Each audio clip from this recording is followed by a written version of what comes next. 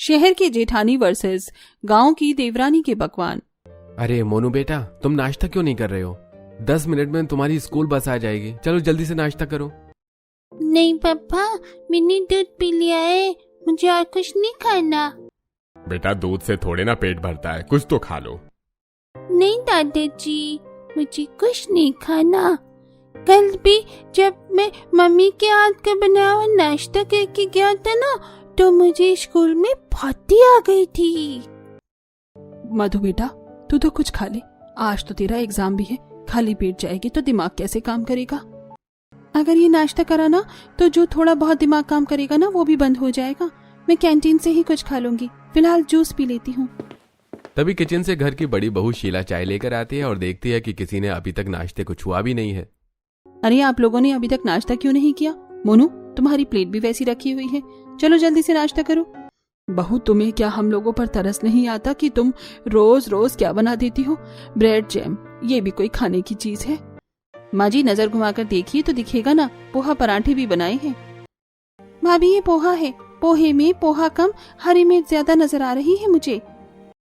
और बहू जरा इन पराठों की शक्ल तो देख, पापड़ से भी जितने पतले हैं। तेरी शादी को कितने साल हो गए हैं, लेकिन अभी तक तूने एक दिन भी हमें ढंग का खाना बनाकर नहीं खिलाया। तो आप लोग कहना क्या चाहते हैं? मुझे खाना बनाना नहीं आता क्योंकि मैं आप लोगों को तेल मसाले से भरपूर खाना बनाकर नहीं देती। मुझे आप लोगों की सेहत का ख्याल है, इसीलिए हमेशा कम मिर्च मसाले का और जितना हो सके उतना अच्छा खाना बनाती हूँ। अगर कभी एक आधी चीज थोड़ी खराब भी निकल गई तो क्या हो गया, लेकिन आप लोगों को तो मेरी मेहनत दिखती ही नहीं। सुबह 6 बजे से लगती हूँ और रात के 12 बजे हटती हूँ। सब कुछ मुझे ही देखना होता है, लेकिन फिर भी किसी को मेरी मेहनत दिखाई नहीं देती। ये कहते हुए शीला रोने लगती है, जिसे देख शारदा। अरे बहू, तू रो क्यों रही है? हम सब खा लेंगे। मधु बेटा तो पोहे में सॉस मिलाकर और बहू पराठे के साथ मुझे दही दे दे। शीला को शादी के इतने सालों के बाद भी ठीक से खाना बनाना नहीं आया था। आए दिन शीला कभी उबला तो कभी बिल्कुल नमक मिर्च का खाना अपने ससुराल वालों को परोस देती। मधु दिन भर कॉलेज में रहती, इसलिए उसे खाना बनाने के बारे में कुछ पता नहीं था। तो वहीं घर के मर्द तो खाना बनाने में अनाड़ी थे और अपने घुटनों के दर्द की वजह से शारदा भी ज्यादा देर तक किचन में नहीं खड़ी हो सकती थी, जिसके चलते सबको वही उबला मिर्च मसाले या कभी कभी बिना नमक का खाना खाना पड़ता।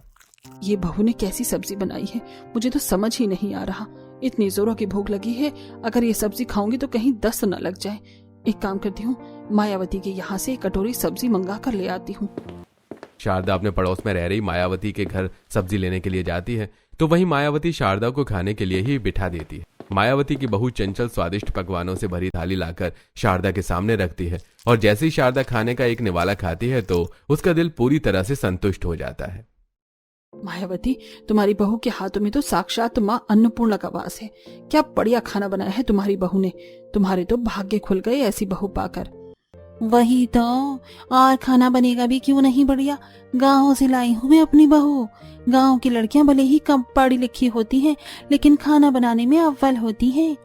तुम्हारी किस्मत सही है कि तुम्हें रोज अपनी बहू के हाथ का इतना स्वादिष्ट खाना खाने को मिलता है, और एक मेरी बहू है, उसके बनाए हुए खाने को देखकर ही किसी इंसान का पहले ही पेट भर जाए। तो अपनी विनोद की शादी क्यों नहीं करवा दी थी तुम? उसके लिए शहर की बजाय गांव की लड़की ले आओ। मेरी नजर में तो एक गांव की लड़की का रिश्ता भी है। कहो तो बात चलाऊं। गांव की लड़की आ गई ना, घर रसोई सब कुछ अच्छे से संभालेगी। मायावती की बात सुनकर शारदा अब घर आती है और सभी को विनोद के रिश्ते की बात बताती है। मायावती जी कह तो ठीक रही है, अपने विनोद की शादी लायक उम्र हो गई है। फिर देखते हैं, एक बार अगर रिश्ता सही लगा तो तय कर देंगे। लेकिन माँ जी, गाँव की लड़की होगी तो उसे तो शहरी तौर तरीकों के बारे में कुछ पता भी नहीं होगा। मैं तो कहती हूँ आप मेरी छोटी बहन डॉली से विनोद के रिश्ते की बात करिए। मुझ जैसी ही संस्कारी है मेरी बहन। अरे बाप रे, अगर इसकी छोटी बहन बिल्कुल इस जैसी ही निकली तो कम से कम ये उल्टा सीधा उबला हुआ खाना तो ताजा ही खिलाती है। कहीं वो बासी खिलाने वाली निकली तो ना बाबा ना। क्या हुआ माँ जी, कुछ कहा आपने? वो बस एक बार हम इस रिश्ते को देख लेते हैं, पसंद नहीं आएगा तो तुम्हारी बहन से भी मिल लेंगे। अगले हफ्ते की शारदा अपने पूरे परिवार के साथ मायावती के बताए हुए रिश्ते को देखने पालमपुर नामक गांव पहुंच जाते हैं, जहां वो शुरू से ही गांव में पली बड़ी अनीता से मिलती है। अनीता ने सभी मेहमानों के लिए ढेर सारे तरह तरह के स्वादिष्ट पकवान बनाए थे, जो सभी को काफी पसंद आते हैं। बहन जी, ये सारी चीज आपकी बेटी अनीता ने बनाई है? ये समोसे, कचौरी, जलेबी, ढोकला सब मेरी बेटी नहीं बनाया है। इसको बचपन से ही खाना बनाने का काफी शौक रहा है। खाना बनाने का इतना ही शौक रहा होगा तो इसने तो पढ़ाई भी नहीं की होगी। कितनी पढ़ी लिखी हो तुम? पहली कक्षा या दूसरी कक्षा, या इतना भी नहीं? ऐसा नहीं है, मैं पढ़ी लिखी हूँ। हाँ हाँ, अच्छे से पता है गांव की लड़कियों की पढ़ाई। अरे मेरी बहू की बात का बुरा मत मानिएगा, इसे मजाक करने की काफी आदत है। वैसे आपकी अनीता तो हमें पहली नजर में ही भाग गई। अब तो बहन जी बस आप जल्द से जल्द शादी की तैयारी करें। अपने देवर का रिश्ता अपनी बहन से न होने की वजह से शीला मन ही मन अनीता से काफी किलसती है और अब कुछ ही वक्त में अनीता शादी करके शहर अपने ससुराल आ जाती है और आज उसकी पहली रसोई की रस्म होती है। अनीता के बने हुए पकवानों से बाहर तक हॉल में बैठे सभी को खुशबू आ रही होती है। सालों बाद हमारी रसोई से कितनी बढ़िया खाने की खुशबू आ रही है। भाग्यवान, ऐसी खुशबू तो तब आती थी जब तुम अपने हाथों से खाना बनाती थी। मैं तो कह रही हूँ मेरी छोटी बहू तो मुझसे भी ज्यादा माहिर होगी खाना बनाने में। माँ जी, आप लोग तो खुशबू से इतना खुश हो गए हैं कि कहीं ऐसा ना हो कि खाने में सिर्फ खुशबू ही बढ़िया हो। फिर तो वही बात हो जाएगी, जितनी ऊंची दुकान उतने फीके पकवान। अपनी देवरानी की तारीफ से शारदा का मुंह बन जाता है तो वहीं थोड़ी देर में अब अनीता मलाई कोफ्ता, शाही पनीर, नान, जीरे वाले चावल, कढ़ी बिरयानी, खीर और कचौड़ी जैसे स्वादिष्ट पकवानों से पूरी डाइनिंग टेबल को भर देती है। सभी जैसे ही अनीता के बने हुए पकवानों को चखते हैं तो उनके हाथ नहीं रुकते। वाह अनीता वाह, क्या खाना बनाया है तुमने, और ये कचौड़ी पूरी, दिल्ली में इससे अच्छी कचौड़ी नहीं मिलेंगी। मानना पड़ेगा बहू, जितना सोचा था उससे बढ़िया ही खाना बनाया है। ये मलाई कोफ्ता तो क्या लग रहा है, मन कर रहा है पूरा मैं ही खा जाऊं। चाची, ये बिरयानी तो बहुत टेस्टी है, मुझे और दो ना। जब मैं बिरयानी बनाती हूँ तब तो तू इतने शौक से नहीं खाता, आज तुझे बड़ी बिरयानी पसंद आ रही है। आप बनाती हो ना, इसलिए। ये बिरयानी तो न्यू चाची ने बनाई है, ये बहुत टेस्टी है, आप भी खा के देखो। भाभी, आप तो कुछ खा ही नहीं रही है, आप खीर खाइए ना। पता है मेरे मायके में सभी को मेरे हाथ की खीर काफी पसंद है। मुझे मीठा कुछ ज्यादा पसंद नहीं है। भाभी आप ये मुझे दे दीजिए, मुझे तो मीठा बहुत पसंद है और आपके हाथ की मीठे के तो मैं फैन हो गया हूँ। ये सब देखकर शीला बिना कुछ खाए पिए ही अपने रूम में चली जाती है। तो वहीं खाने के बाद अब सभी अनीता को पहली रसोई के तोहफे देते हैं और इसी तरह अब 2-4 दिन गुजर जाते हैं। भाभी, आज मेरा गार्लिक ब्रेड और मंचूरियन खाने का बड़ा मन कर रहा है। मैंने ऑनलाइन भी देखा था, काफी महंगा बता रहे हैं, आप घर में ही बना दो ना। मधु, तुम भी किस गांव वाली से गार्लिक ब्रेड और मंचूरियन बनाने की बात कह रही हो? अरे इसने तो ये नाम पहले कभी सुना भी नहीं होगा। क्यों, सही कहा ना मैंने अनीता? ऐसा नहीं है जिठानी जी, मुझे तो इनके बारे में पता है और मैंने अपने मायके में भी ये सब बना रखा है। वो हमारे टीवी में हर रोज खाना खजाना शो आता था ना, तो उससे ही सीखकर देख कर मैं अलग अलग पकवानों के बारे में सीख गई। मधु, मैं अभी बना कर लाती हूँ। अनीता अब रसोई में जाती है और मंचूरियन के लिए सबसे पहले ढेर सारी गोभी और सब्जी काट लेती है और वहीं गार्लिक ब्रेड के लिए अब लहसुन का पेस्ट बनाती है। इसके अंदर चिली फ्लेक्स, ऑरिगेनो और नमक तो डाल दिया, अब जल्दी से इसे ब्रेड पर लगा देती हूँ। इधर अनीता के गार्लिक ब्रेड बन गए थे तो उधर मंचूरियन की सॉस भी बनकर तैयार हो गई थी।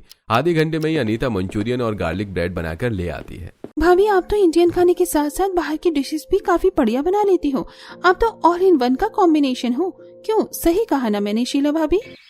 आए दिन हर दिन कोई खाने को लेकर अनीता की काफी तारीफ करता था, तो कहीं अनीता के अच्छे स्वभाव के चलते उसकी जल्द ही आस पड़ोस, यहाँ तक कि सब्जी वाले, दूध वाले से भी अच्छी जान पहचान हो गई थी। अरे भैया, कहाँ से हो आप? आपकी भाषा देखकर लगता है कि आप जरूर कानपुर से हो। वाह मैडम, बिल्कुल सही कहा आपने। वैसे आपको कैसे पता चला मैं कानपुर से हूँ? बस पता चल गया, कानपुर वाले अलग ही दिखते हैं। मेरी मौसी है ना, वो भी कानपुर से हैं, इसीलिए मुझे इतना पता है। दूध वाले से दूध लेते हुए अनीता उससे काफी हंस कर बातें करती है और जब दूध लेकर अनीता अंदर आती है तो अनीता, ये तुम्हारा गांव नहीं, हमारा शहर है। आग फैलने से पहले ही आप बातें फैलती हैं। क्या जरूरत है दूध वाले से इतना हंस कर बातें करने की?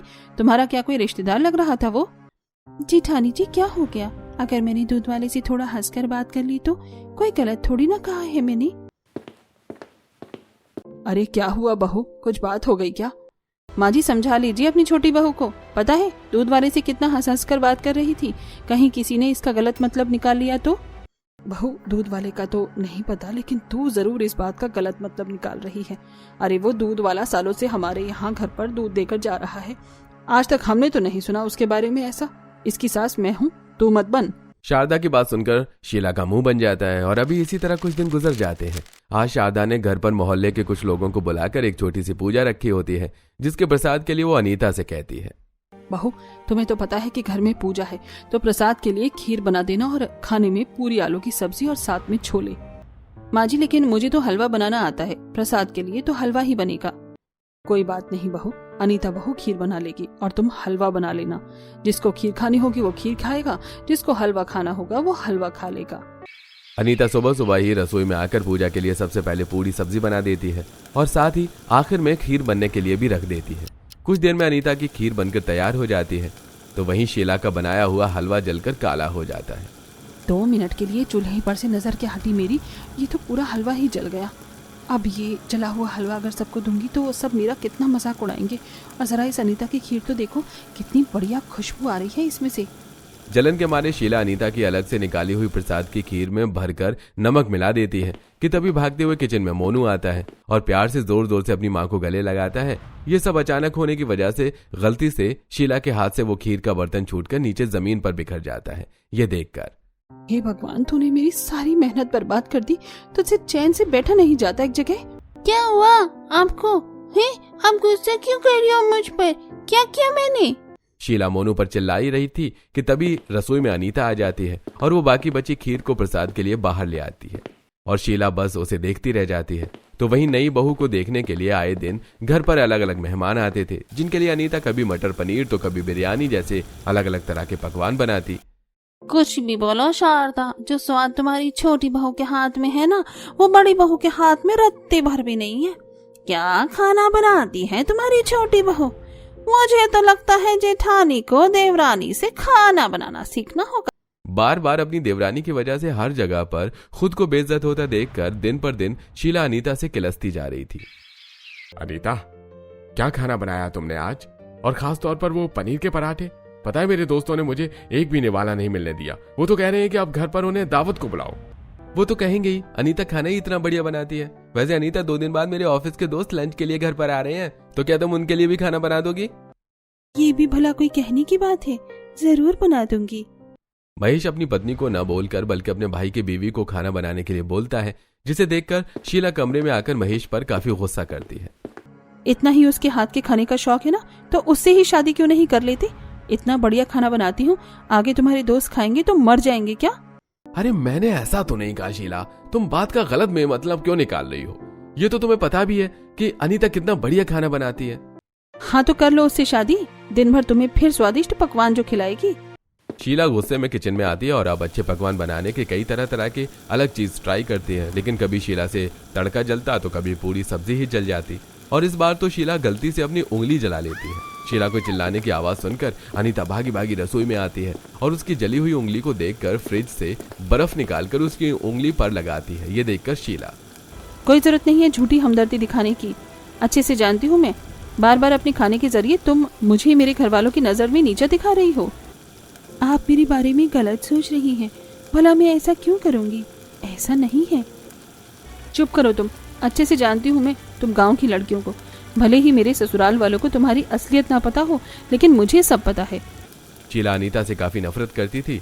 वहीं इसी बीच मधु का रिश्ता एक काफी अच्छे परिवार में हो जाता है और आज उसका रोका होता है, जिसके चलते दोनों ही देवरानी जेठानी के मायके वाले भी आए होते हैं। बेटी का रिश्ता मुबारक हो बहन जी, आपको भगवान करे आपकी बेटी पूरा जीवन सुखी से गुजारे। बस आपकी दुआ है समधन जी, बड़ी हीरा बेटी है आपकी। घर की जिम्मेदारी के साथ साथ रसोई की जिम्मेदारी वो खूब निभाती है। मैं तो हर दिन बस आपकी बेटी के हाथ का ही बना खाना खाती हूँ। क्या खाना बनाती है आपकी बेटी। भगवान की कृपा है कि उसके हाथों में इतना अच्छा खाना बनाने का हुनर है। जब से वो यहाँ आई है तब से हम उसके हाथों के खाने के लिए तरस गए हैं। यहाँ पर भी मेरी सास चुप नहीं बैठ रही। ये नहीं कि जरा मेरे मायके वालों के सामने मेरी भी तारीफ कर दे। बड़ा शौक है ना अपनी बहू के हाथ के पकवानों की तारीफ करने का। आज मैं इन लजीज पकवानों की कहानी यहीं खत्म कर दूंगी। इससे पहले शीला कुछ करती सारे पकवान डाइनिंग टेबल पर लग चुके थे। खाना खाने के बाद अनीता सबके लिए आइसक्रीम निकाल कर रख देती है। तो वहीं अनीता जैसी किचन से बाहर निकलती है तभी शीला एक आइसक्रीम की कटोरी में कुछ दवाई मिला देती है। इससे पहले शीला ट्रे लेकर बाहर जाती कि तभी अनीता रसोई में आ जाती है। अरे भाभी, आप यहाँ?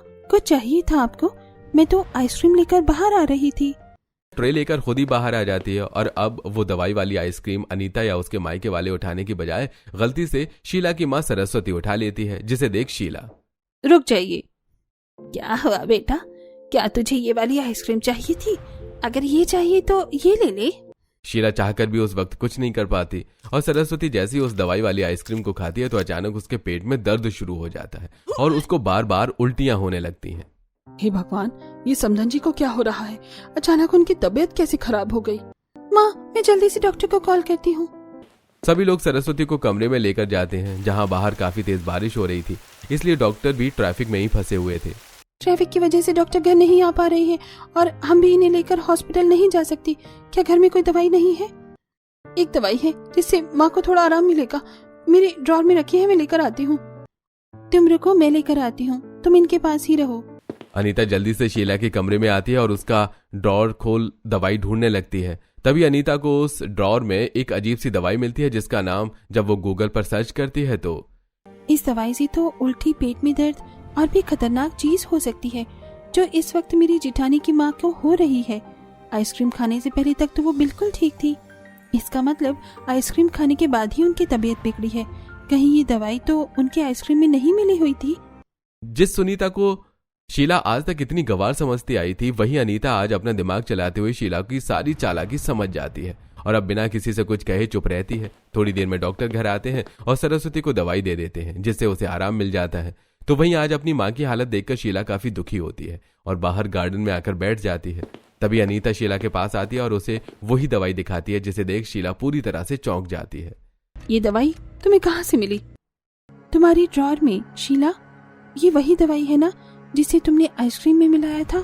ये सोचकर कि मुझे सबक सिखाने के लिए मेरे परिवार में से कोई आइसक्रीम खा लेगा, लेकिन कहते हैं ना, अगर किसी और के लिए गड्ढा खोदोगे तो वो खुद ही उस गड्ढे में गिर जाएगा। तुम्हें क्या लगा शीला, तुम ये नीच हरकत करके मुझे नीचा दिखा दोगी? तुम्हारी हरकत की वजह से आज तुम्हारी माँ कितनी बीमार है। बस एक खाने जैसी छोटी चीज को लेकर तुम इतनी घिनौनी हरकत कर सकती हो, मैंने कभी सपने में भी नहीं सोचा था। मुझे पता था कि तुम मुझे पसंद नहीं करती, लेकिन तुम मुझसे इतनी नफरत करती हो ये नहीं पता था।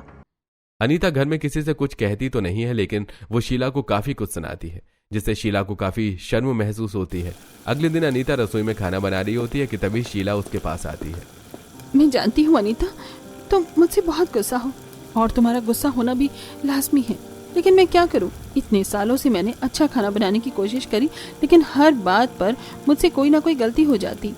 लेकिन फिर भी ये सब जैसे तैसे करके मेरे हाथ का खाना खा ही रहे थे। लेकिन जब से तुम आई हो, हर कोई तुम्हारे खाने के गुणगान करने लगा है और मुझे तुमसे कंपेयर करने लगा, इसीलिए मैंने ये हरकत की। मुझे माफ कर दो, तुमने मुझे उस दिन कहा था ना कि तुम मुझे अच्छा खाना बनाना सिखाओगी। अब मैं खुद चाहती हूँ कि तुम मुझे अच्छा खाना बनाना सिखाओ।